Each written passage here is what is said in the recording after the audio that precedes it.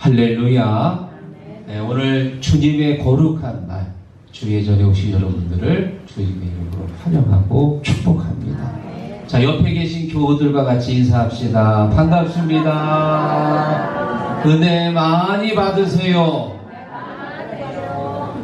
여러분, 우리는 은혜 없으면 못 삽니다. 오늘도 말씀을 통해 은혜 받으시고 내일도 은혜 받아야 되고요. 날마다 은혜 충만하시기를 바랍니다. 지난주 예배 끝나고 한 분 한 분 제가 이제 인사를 하는데 어떤 권사님이 나한테 그래요. 목사님, 오늘은 왜 그렇게 피곤한지 많이 졸았어요.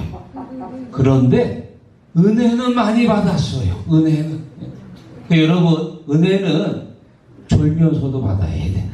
권사님이 정답을 얘기한 거예요. 오늘 말씀 잘 들으시고 또 좀 피곤할 때 있습니다. 그때는 어쩔 수 없이 졸더라도 귀는 열어놓으세요. 아셨습니까? 눈은 감아도 귀는 열어놓고 오늘 말씀도 은혜에 충만하기를 주의 이름으로 축원합니다. 자, 오늘 저는 본문의 말씀을 가지고 하나님께 기도하는 두 사람이란 제목을 정했는데요. 오늘 본문에 보면 기도하는 두 사람이 나옵니다. 한 사람은 바리새인이고 또 한 사람은 세리입니다. 전혀 어울릴 것 같지 않은 두 사람이 오늘 성전에서 기도합니다. 여러분, 이 바리새인은 어떤 사람인가요? 종교 지도자입니다. 율법을 철저하게 지키고 그리고 율법을 자랑하고 경건하게 사는 사람들에게 존경받는 사람들입니다. 반면에 세리는 로마 정부의 앞잡이가 돼가지고 사람들한테 세금을 걷고 그 세금을 로마 정부에 바치고 또 나머지 일부는 자기 주머니에다 넣는 합법적인 도둑이에요. 여러분이 생각하시기에 지금 두 사람이 기도를 하면은 누구의 기도를 하나님이 받으실까요? 당연히 바리새인의 기도를 받아야죠. 자, 그런데 오늘 성경에 보면은 예수님께서 말씀하시기를 바리새인이 아니고 세리의 기도를 받으셨다. 14절 보니까 내가 너희에게 이르노니 이에 저 바리새인이 아니고 데리고 간거니라. 이 사람이 누군가요? 세리입니다. 여러분, 세리의 기도는 받지 않고 바리새인 종교 지도자의 기도를 받는 것이 사실은 상식입니다. 이게 뻔한 결과인데 지금 예수님께서는 전혀 다른 말씀을 하신 거예요. 왜 그랬을까? 왜 바리새인이 의롭다 하심을 받지 못하고 모든 사람들의 지탄이 되는 세리의 기도를 주님께서 받으시고 그가 의롭다 하심을 받았을까? 이상하지요? 저만 이상한 건가요? 여러분, 이상합니다. 당연히 바리새인의 기도를 받으셔야 되는데 그의 기도를 받지 않고 세리의 기도를 받은 거예요. 저는 오늘 본문의 말씀을 가지고 그 이유를 두 가지로 같이 나누려고 합니다. 오늘 말씀을 통해서 우리가 하나님 앞에 드리는 이 기도, 이 예배가 세리처럼 하나님이 받으시는 예배, 하나님이 기억하시는 예배가 되기를 주의 이름으로 축원합니다. 자, 왜 하나님은 세리의 기도만 받으셨을까? 첫 번째, 비교의 대상이 달랐기 때문이다. 11절 읽어봅니다. 바리새인은 서서 따로 기도하여 이르되 하나님이여, 나는 다른 사람들 곧 두세 수리 간음을 하는 자들과 같지 아니하고 이 세리와도 같지 아니함을 감사하나이다. 여러분, 바리새인의 기도가요, 뭘로 끝났어요? 감사로 끝났습니다. 좋은 기도지요. 감사로 끝납니다. 자, 그런데 감사하는 이유를 보니까 지금 이 바리새인이 누구하고 비교해요? 다른 사람들, 토색하고 불의하고 간음을 저지르는 사람들과 비교해 보니까 내가 더 깨끗하다. 세리와도 같지 않다. 세리와 비교할 때 정직하겠지요. 바리새인은 그들과 비교해 볼 때 나는 깨끗합니다. 나는 성실합니다. 나는 정직합니다. 틀려야 맞아요. 맞지요. 바리새인들은 그런 사람들보다 훨씬 도덕적으로 높은 사람들입니다. 맞는 얘기입니다. 여러분이 바리새인의 바리새라는 뜻이 뭐냐? 나누다, 구분하다는 뜻을 갖고 있어요. 구별된 사람들입니다. 일반 사람들에 비해서 훨씬 도덕적으로 높은 사람들입니다. 바울도 자기가 바리새파 사람이라고 했어요. 율법을 철저하게 지키고 또 율법대로 사는 사람들, 바리새인들입니다. 자, 거기에 비해서 지금 세리는 어떻게 기도하느냐? 세리는 멀리 서서 감히 눈을 들어 하늘을 쳐다보지도 못하고 다만 가슴을 치며 이르되 하나님이여 불쌍히 여기소서 나는 죄인으로서이다 하였느니라. 자, 여러분, 지금 세리는 누구하고 비교한 게 아니에요. 지금 하나님 앞에 서서 자기의 부끄러운 모습을 발견한 겁니다. 세리는 좋은 사람이에요? 나쁜 사람이에요? 나쁜 사람이지요. 왜? 사람들 세금 강제로 뺏어가지고 로마에다가 주고 일부는 자기 주머니에 들어가고 그 돈으로 아마 호화호식하며 살았을 거예요. 나쁜 사람입니다. 그러면 세리보다 더 나쁜 사람은 있을까요? 없을까요? 있겠지요. 세리도 나쁘긴 하지만 예수님 양쪽에 달렸던 두 강도, 그 사람들은 평생 나쁜 짓만 하고 심지어 사람까지 죽였습니다. 세리가 나쁜 짓을 해도 사람까지 죽이질 않습니다. 돈만 뺐지요. 여러분, 세리하고 창녀 누가 더 나쁜 것 같아요? 둘 다 비슷하지만 창녀보단 그래도 좀 세리가 그래도 좀 그럴듯하지 않나요? 그나마 그래도 둘 다 비슷해도 창녀는 자기의 몸을 팔고 웃음을 팔아서 돈을 버는 여자입니다. 아무래도 창녀보다 세리가 조금은 낫지 않을까. 다시 말하면 세리도 나쁜 사람이지만 자기와 누군가를 비교했을 때 그래도 내가 이 사람보다는 좀 낫습니다 라고 말할 수 있습니다. 그런데 지금 세리는 하나님 앞에 기도할 때 누구하고 비교한 게 아니에요. 하나님 앞에 서 있는 자기의 모습을 바라보면서 하나님, 나는 죄인입니다. 나는 정말 못쓸 사람입니다. 철저하게 하나님 앞에 서 있는 자신을 발견한 거예요. 다시 말합니다. 왜 두 사람이 기도했는데 하나는 받고 하나는 받지 않았느냐? 뭐가 달랐다고요? 비교의 대상이 달랐거든요. 바리새인은 자기보다 못한 사람과 비교해서 그들보다 나으니까 내가 더 낫다고 감사했고요. 대신 세리는 누구하고 비교한 게 아니라 하나님 앞에 서 있는 자신의 모습을 발견한 겁니다. 사랑하는 성도 여러분, 우리가 신앙생활하면서 실수할 때가 많아요. 어떤 실수를 하느냐? 나보다 못한 사람과 비교해서 그들보다 조금 나은 걸 가지고 스스로 만족하려고 그래. 그래도 내가 저 집사님보다 조금 나아. 내가 주일 잘 지키고 11조도 드리니까 저분보다 좀 낫지 하는 마음으로 스스로 위로받으려고 합니다. 여러분, 올바른 믿음이 아닙니다. 우리는 나보다 못한 사람과 비교해서 그것으로 위로받으려고 하지 마시고요. 하나님이 내게 원하시는 기준이 있습니다. 기준. 그 기준이 뭐냐? 디모데전서 3장 8절에 말합니다. 이와 같이 집사들도 정중하고 그리고 이혼을 하지 아니하고 술에 생각하지 아니하고 더러운 일을 탐하지 아니하고. 2000년 집사는 지금의 집사, 권사님, 속장님들 다 통틀어서 말하는데요. 우리가 하나님 앞에 직분을 받고 일할 때 하나님께서 집사, 권사, 속장님들에게 주시는 기준이 있습니다. 이 하나님의 기준, 성경에 있는 기준을 바라보며 말씀 앞에 내 모습을 점검해야 할 줄로 믿습니다. 또 우리 목사님들도 성경의 기준이 나와 있습니다. 디모데전서 3장 2절. 그러므로 감독은 책망할 것이 없으며 절제하며 신중하며 나그네를 대접하며 가르치기를 잘하며 2000년 전 감동은 지금의 목사님들을 바랍니다. 우리 목회자들도 디모데전서 3장 이전의 말씀 앞에 서서 내 믿음을 점검해야 되는 거예요. 또 장로님들도 베드로전서 5장 2절에 말합니다. 너희 중에 있는 하나님의 양무리를 치내 억지로 하지 말고 하나님의 뜻을 따라 사원함으로 하며 더러운 이득을 위하여 하지 말고 기꺼이 하며. 아멘.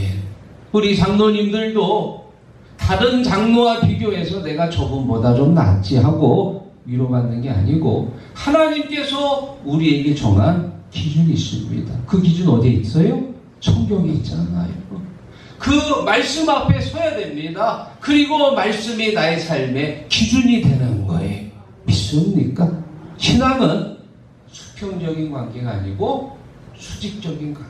하나님과 나하고의 1대1 관계입니다. 하나님 앞에 바로 서는 거예요. 하나님 앞에 내가 정직해야 돼. 믿습니까? 어느 교회 어떤 권사님이 시험 들어가지고 교회를 안 나오고 있대요. 그래서 목사님이 희망을 갖습니다. 권사님 왜 교회 안 나오세요? 그랬더니 그 권사님 하는 얘기가 목사님 글쎄 아무개 집사가 나보고 뚱뚱하대요. 얼마나 기분이 상한지 나 그 집사 얼굴만 보면 막 그냥 화가 나가지고 나 교회 못 가겠어요. 우리 교회 얘기 아닙니다. 저 어디 울산 뭐 이런데 그런 교회 거야. 여러분 아직도 누구 때문에 그가 미워서 그 사람 때문에 실망하고 낙심하고 교회를 안 나가는 분이 계신가요? 정말 어리석은 믿음이지요. 만약 그분이 그런 상태로 쭉 안 나가다가 주님 앞에 섰을 때 주님께서 물으시잖아요. 야, 너 왜 신앙생활 안 했냐? 아무개 집사님이 나보고 뚱뚱하다 그래가지고 나 그때부터 교회 안 나갔어요. 그러면 주님이 참 잘했다. 착하고 충성된 좀 그리고 머리에 면류관 씌워주실까요? 이 약하고 게으른 종아, 너 지금까지 집사 보고 교회 나갔냐? 권사 얼굴 보고 교회 다니는 거냐? 주님 바라보고 다니는 거지요. 신앙생활 여러분 누구 때문에 합니까? 사람 때문에 하는 건가요? 주님 바라보고 다니는 거예요. 그 집사가 내 영혼을 위해 십자가에 달렸나요? 그분이 나를 위해 죽으셨나요? 아닙니다. 우리가 바라봐야 될 대상은 믿음의 주요 온전하게 하시는 예수 그리스도. 할렐루야. 사랑하는 성도 여러분, 속지 마십시오.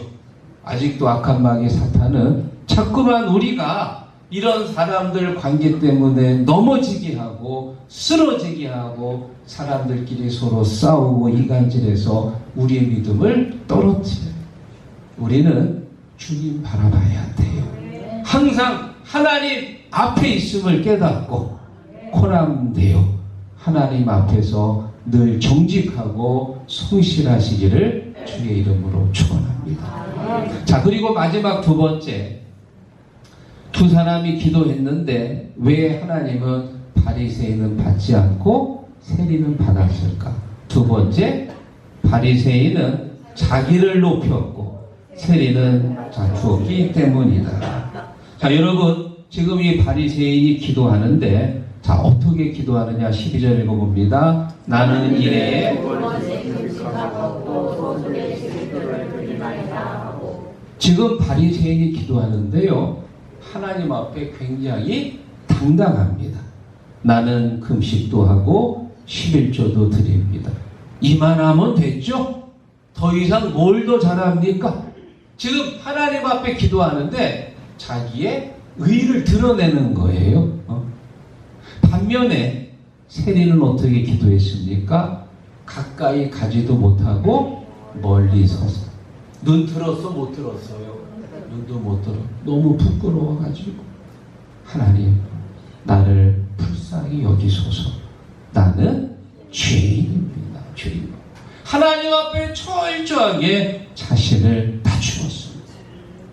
우리 하나님 어떤 분이냐? 자기를 낮추는 자를 높여주시고 자기를 높이는 자는 낮추시는 분이에요. 그래서 야고보서 4장 6절에 말씀하시기를 하나님은 교만한 자를 물리치시고 겸손한 자에게 은혜를 주시느니라. 할렐루야. 우리 신앙인들 항상 하나님 앞에 겸손하시기를 축원합니다. 초대교회 위대한 교부였던 성 어거스틴이 있습니다. 그분이 말하기를 우리 신앙인들은 첫째도 겸손, 둘째도 겸손, 셋째도 겸손해야 된다. 하나님 앞에 올 때요, 내 의를 드러내지 마십시오. 하나님 앞에서 항상 겸손하게 자기를 낮출 때 우리 하나님이 우리를 세워주시는 줄로 믿습니다. 저는 오늘 이 세리를 보면서요, 그런 생각을 해요. 아이고, 저렇게 나쁜 짓 하고 저렇게 자기 자신이 불쌍한 죄인이라고 말하면서까지 하나님 앞에 와서 저렇게 기도하는 거 보니까 사람이 참 뻔뻔하다. 뻔뻔해. 여러분, 세리를 한번 생각해 보십시오. 돈 받아가지고 로마에다가 주고, 우리 식으로 말하면 일제시대 때 사람들 돈 뺏어다가 일본한테 준 거하고 똑같아요. 그 얼마나 미워요. 그리고 또 그 돈으로 집도 사고 차도 사고 마차도 사고 말도 사고 호화구식하며 살았던 그 세리가 그새 무슨 낯짝으로 주님 앞에 와가지고 그리고는 하나님 앞에 또 죄인이라고 또 얘기하고 뻔뻔하지. 그런데 신앙생활 뻔뻔하게 하시기 바랍니다. 우리가 지난주 하며 여러분 한번 생각해 보세요. 하나님 앞에 감사했던 적이 많습니까? 아니면 불평하고 짜증냈던 적이 많습니까? 아마 후자가 더 많을 거예요. 아이고, 왜 이렇게 힘들어? 왜 이렇게 더워? 짜증내고 또 내 계획대로 안 됐다고 불평할 때가 더 많았을 거예요. 그럼에도 불구하고 또 우리가 주일이면 주님 앞에 와야 돼. 믿습니까? 왜? 우리 모두가 다 죄인이잖아요. 로마서 3장 23절에 말합니다. 모든 사람들이 죄를 범하였음에 하나님의 영광에 이르지 못하였다. 우리가 주님 앞에 서면 목사님이나 성도나 집사 다 똑같아. 하나님 앞에 다 부끄러운 죄인이야. 또 우리가 내일 세상살이 하면서 알게 모르게 불평하고 원망하고 누구를 험담하고 비난할 텐데 이렇게 죄를 지으면서도 또 주일이면 주님 앞에 와야 돼요. 그래야 주님이 우리의 죄를 씻겨주시고 용서하시고 다시 새 힘을 주셔서 또 한 주간 살아가는 줄 믿습니다. 올해 2월 달에 우리나라 직업 신뢰도를 조사했는데요. 신뢰를 가장 많이 받는 직업 1위가 의사였습니다. 아마 우리 팬데믹 코로나 때 의료진들이 많이 수고해서 그만큼 신뢰도가 높아졌는데 요즘 어때요? 의대 증원 문제로 지금 뭐 몇 개월째 전공의들 지금 다 나가가지고 이제 아마 좀 떨어졌을 거예요, 지금은. 2위는 소방관이고 3위는 교사고 4위는 판사고 5위는 과학자. 이런 분들이 신뢰를 많이 받고요. 신뢰를 받지 못하는 15위는 정치인, 16위는 자동차 판매원, 17위는 부동산 중개인. 아마 이 부동산 중개인은 요즘 그 빌라 전세 사기 해가지고 지금도 많은 사람들이 고통받고 있어서 뚝 떨어진 것 같아요. 그러면 궁금한 거 뭐예요? 목사님 궁금하지? 목사님들 종교 지도자들은 10위권 안에는 못 들었고 그 안에는 못 들었더라고. 그나마 감사한 건 종교인들보다 좀 나아. 그래서 아마 13위, 10위 이제 그 정도 되는데요. 우리 목사님들이 좀 분발해야 되지요. 자, 지금 이 통계는 20년 전이나 10년 전이나 지금이나 대동소이합니다. 조금 순위의 차이는 있는데 그래도 비슷하고요. 더 재밌는 건 세계적으로도 비슷해. 다른 나라들도 이런 소방관이나 의사, 교사들, 판사들이요 신뢰를 많이 받고요. 하여튼간 어느 나라를 가도 정치인들은 신뢰를 못 받아. 여러분, 우리나라 정치인들도 마치 무슨 양파 껍질처럼 까도 뭐가 나와. 이중 국적을 갖고 병역 특혜를 누리고 또 위장 전입하고 부동산 투기하고 하여튼간 하나하나 벗겨보면 다 나와. 그런데 그런 정치인들 보세요. 얼마나 뻔뻔해. 의원 마크 딱 붙이고 늘 당당합니다. 뇌물 받아가지고 경찰 조사 받으러 갈 때 여러분 고개 숙이는 거 본 적 있나요? 없습니다. 좀도둑이나 고개 숙이고 파카 잠바 입고 얼굴 안 보이지요. 정치인들은 경찰서에 들어갈 때도 당당해. 기자가 뇌물 받으셨습니까? 그러면 정치인들 뭐라고 얘기하는 줄 아세요? 절대 받았다는 얘기 안 하고요.